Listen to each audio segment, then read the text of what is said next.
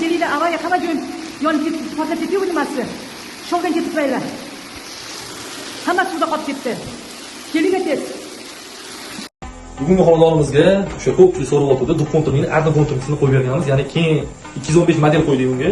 Hop, ko'rib turganingizdek 900 kvadratli o'sha katolimiz. Gradsini yaqinlashtirib olib qo'ying. Gradsini 70 ga chiqdi. Hop, avtomatlardan qo'yib berganmiz. Keyin okalar ko'pchilik so'rayotgandi, gradsini so'rayotgandi. Akalar yaqinroq olib keling. Mana grats. 19-20 ko'rsatyapti. Katoli mana suvga 60 padachi. 60, gaz 63 ketyapti, 63. Xo'p, okalar, ichida 36 qator popka bo'ladi, 300 kvadratli, 900 kvadratli ichida 36 ta popka bo'ladi. Juda ekonomik, qo'lingiz kuydirmaydi. Haqiqiy tekshirish mana shu Unix firmaniki, bu aldamaydi.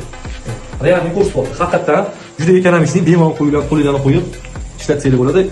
Rasxodlar ham kam bo'ladi. Faqat avtomat bilan qo'ysanglar. Ko'pchilik kator yoqqandan keyin oqib ketyapti, suv tegidan deyishyapti. Endi siz suvga garantiya yo'q bo'lsa, kondensat bo'ladi. Keyin qurib ketadi o'zi. U keyin shu so'lanmaydi. Bu har bitta kator o'zimiz ishlab chiqaramiz, tekshirib keyin ustunovka qilib beramiz. Alohida ham sotamiz. Kimga kerak bo'lsa, passiv nomorlarga murojaat qilasizlar, videoga like bosinglar, gazini to'xtatib o'tgan joyga jo'natib qo'ysanglar, foydali manfaatli bo'ladi.